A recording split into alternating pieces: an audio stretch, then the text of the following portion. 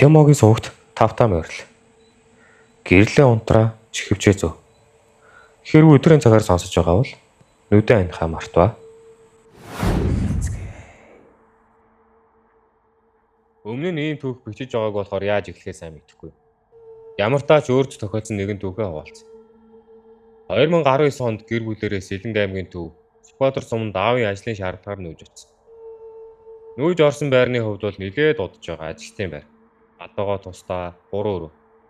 Тэр үед төгсөх ангийн хүүхэд 6 дугаар ангийн эмэгтэй дүү, аав, ээж, зүүдийн нэртэй нохоо, Томын нэртэй муурны хамт хөөрхөн өнөр өтгөн гэр бүл нүүж очиж байлаа. Би нэг ихчтэй, ихч маань гадаадад сурдаг. Амьдрал яг сайхан өрнөж байхад хөл хорой эхэлсэн санагдчихэ. Коронавирусын тохиолдол бүртгэгдээд аав ээж гэртээ ирэх боломжгүй ажиллаж эхэлсэн. За тэгээд гарах боломжгүй хүүхэд юу хийхэд шүнжин доотоо тоглож, өглөө унтаад л оройс ирээ дахиад л хоол. Манай муур алга боллоо. Уулын зүүдүүдээ зүг салхилаад цуг орж ирдэг юм. За энэ ч нэг хамаагүй байх л та. Өдөр унтаж байхад ээж дууднаа. Яваад очихоор дуудаагүй байх нь мэдээч. Энэ нь бүр хүндрэлээ. Унтаж байхад алгадад сэрээдэг боллоо. Мэдээд сэрээд өрөөндөө ганцаар. Хитэх тоглоод мэдрэлийн ядаргаанд орж байгаах гэсэн ч юм бодоод агаар салхи хамсах санаатай зүүдийг арай удаан салхилуулдаг бол. За хамгийн их айж ихсэн ихнэ шин. Шүн тоглож байгаад ам цангаад галтайгоо оров. Гэрлээ асаагаад хөргөгч онгоолгож суу аваад хэд болгоод буцаагаад гэрлээ унтраагаад гарав. Тэгтэл гаранд нэг нялцгай юм наалдлаа. Ямар новшин вэ гэдэл буцааж гэрлээ асаагаад харсан саяхан зүгээрөөс унтраалган битүү тос наалцсан байл. Анзаараагүй байхдаа гэд нэг тоосонгүй өнгөрсөн. Тэгтэл маргааш өдөө юу байсан тодорхой болсон доо. Ээжийн нүүрний тос байсан.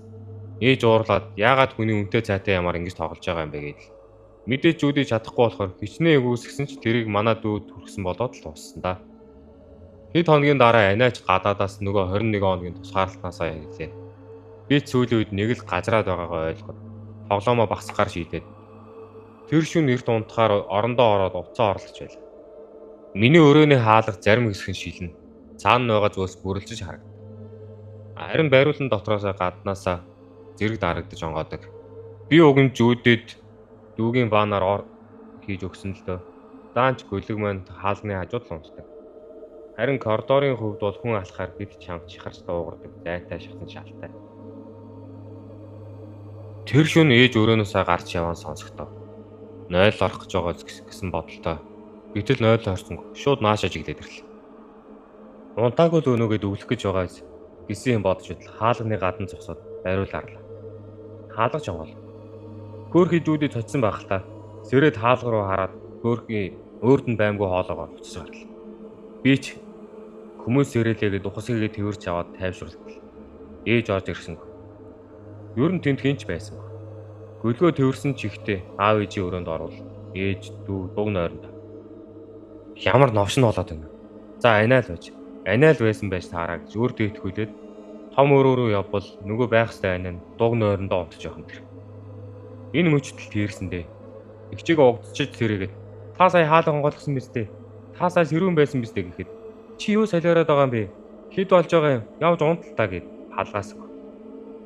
За нэгэнт гарцгүй болсон нөхөр зүүдээгээд хөврээд нүд цавчлахыг илбэлцээр өглөө болгосон доо. Өглөө нь хариулт тусланд нэгж бүгдэнд нь ярихад мэдээж хинж идэхээгүй.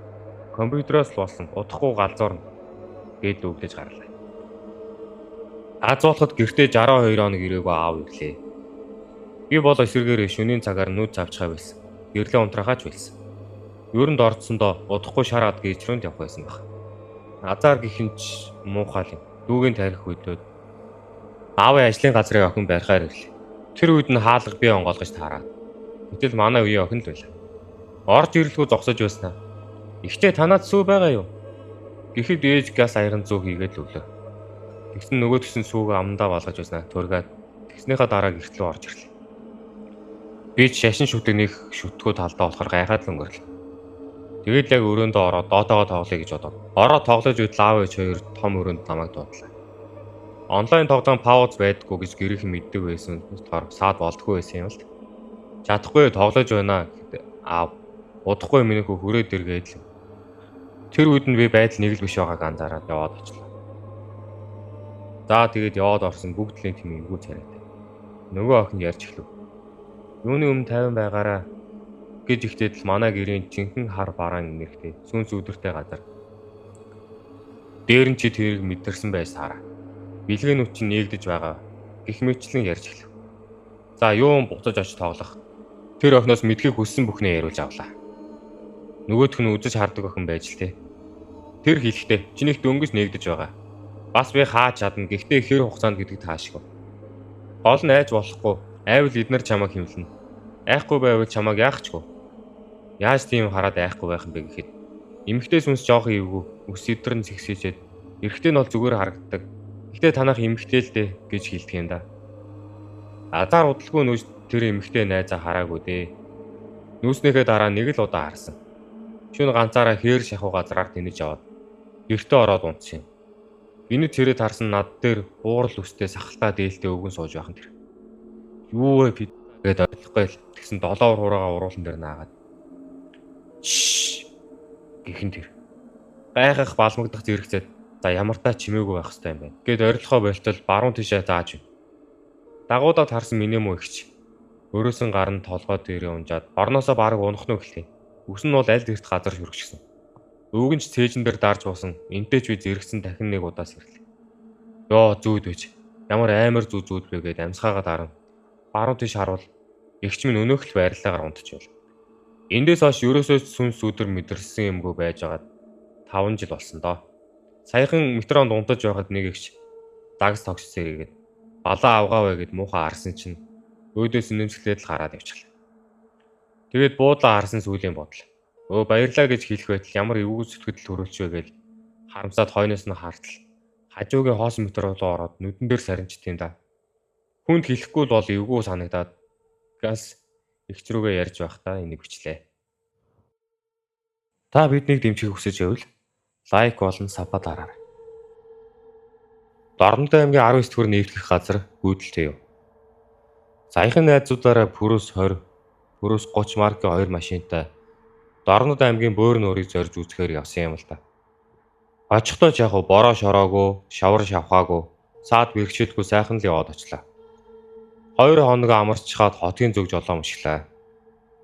Гэтэл гараа 150 км орчим юм уу да 19 төр нэвтийн ойролцоо бололтой. Шорон замаар явж байтал гинтл хувингаар бороо тутгаад зам маань явахын эцэхүү боллоо.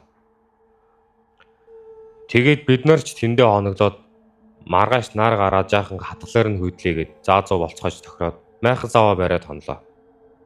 Маргааш нь ч боллоо, бороо зогсоогүй. Орсоор л байх. Дахиад нэг хонохоос өөр аргагүй боллоо.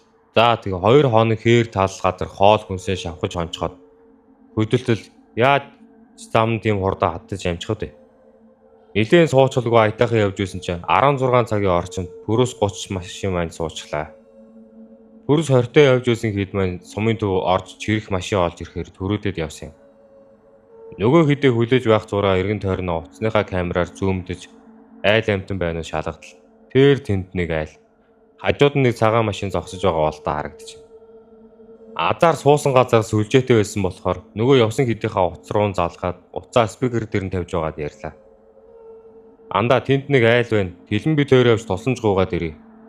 Гэтэл ярьж байсан найзын хоолоо нэг л сөнгө маягтай. Тэг. Хурдан наад айл руугаа том алхаад оч гэж хэллээ. Хоолой нарай өөр сонсогдохыг анзаарсан ч нийхэн бодлого.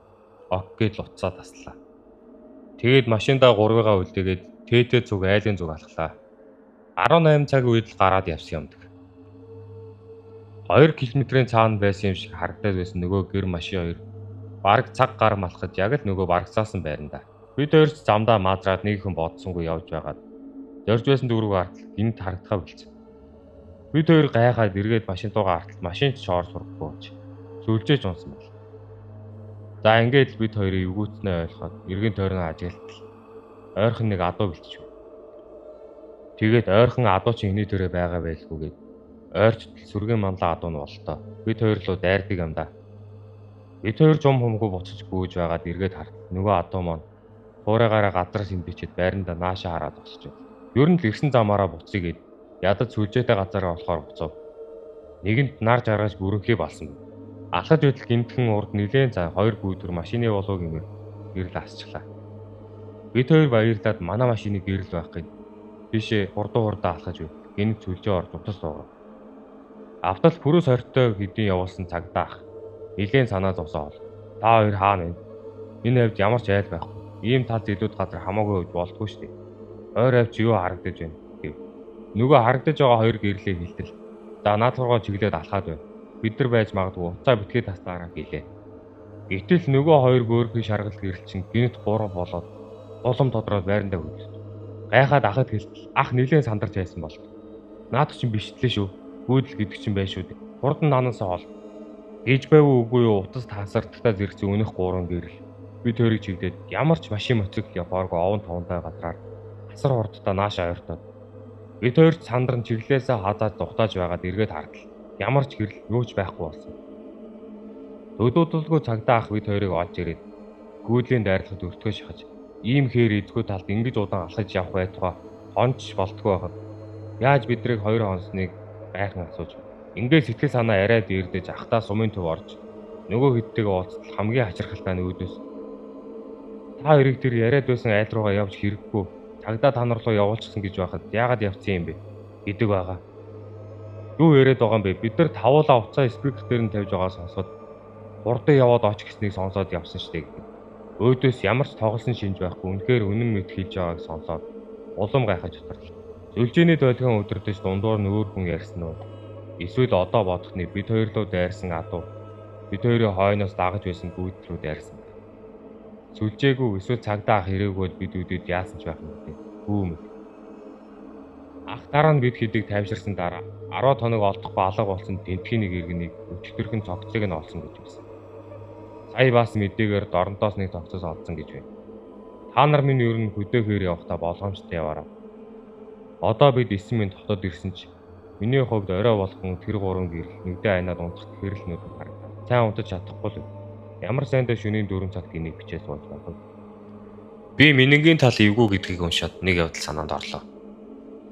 Хэдэн жилийн өмнө бид орнтын халах гол сумаас наашаага нэг камаз барьдаг ахта хоёулаа хот руу явахаар болсон юм. Бид хоёроо ээлжлээд бариад хот руу явна гэж тохиролцоод хот руу хөдөлсөн. Ер нь тэгээ би чи их мэдрэх үе юм болохоор эвгүй сүнс өдөртэй газар эвгүүрхэд байдаг. Бид хоёр өдөр тэндээсээ хөдлөөд явсаар байгаад минингийн тал руу гэгээ тасарчихсан орой болоход л орсон. Тэр ах их яриа хөөрөт ах байсан. Бид хоёр ч ойр зуурын яриад л яваад байл. Тэгсэн тэр ах хөш миний талын тойлыг хараа гэдэг юм бэ. Би ч юм бодлого толгоогоо дайлалгаад хартал машины баруун хойно үсээ задгаа тавьчихсан нэг хүүхэн ирээ суучихж. Би ч ах руу хартал ах харсан гэдэл толгоо тохиж байна. Ах нэлээд олон жил том дэрэг барьсан болохоор бас баг саг гадарладаг ах байсан. Би ч за ёстой хурдан гээгээ ороосоо л гэж боддог юм л. Тэгсэн юу гээгээ дөнгөж нэг өнгөрч байхад тэгээд ч бид хоёр анхнаасаа хот руу ээлжлээд барина гэж тохиролцсон байсан болохоор солигдохгүй ах гэсэн үгүй. Чи харин надад хантаа унтахгүй байж бол гэж. Машинаасаа буувч эвгүйдэх бах. Хоёулаа ингэсгэд хот руу орё гэж ярилцгаалаа. Би ч заа гэдэл өөрийнхөө талын төлрөө харсан. Дахиад хоёр ч юм наадаас уучихсан. Цэргийн байрын хувцастаа өвөө толгоогоо цагаан даавуугаар боочихсан. Машина эргүүлэх болгонд л тойл руу ойж над руу хараад л. За тэгээд тэсэд яваад л байсан. Тэгсэн өстой гай газар доороос гихшэр миний шээс хүрээд эхэллээ. Тэгсэн нөгөө ах ч гидсэн эвгүүрхэд байгаагаа хэллээ. Тэгээд өрн зарим байдлаар гинт гидс эвгүүрхэх зэрэгээр хүмүүсийг шоглдог гэсэн. Тэрхэн зураа төвчээд бууж болохгүй юм гэсэн шүү. Бид хоёр ч за эвгүүтэй нэг л биш шүү гэ тэсэд л яваад байлаа. Тэгж нэгэн өөрт сайлаа. Минигийн талаас ч гарлаа. Хоёр тойлондоо харсан бүгд алга болчихсон байсан. Дараа нь би нэг таньдаг бөө найзынхаа онгодыг буулгаад тэр тухай учирлаж асуусан чинь буусан бол харин ч эвгүүтэх байсан бил. Намайг буугаагүйстэйхэр нүгэл гэсэн. Тэгүүлч гэмгүй л гэж хэлсэн. За тэгээд дээр хэлсэнчлэн ер нь тийм байдлаар хүмүүсийг шоглдог юм л. Ингиж нэг анх хий дүрстэй хийсгэлэн биетэй юм харсан да.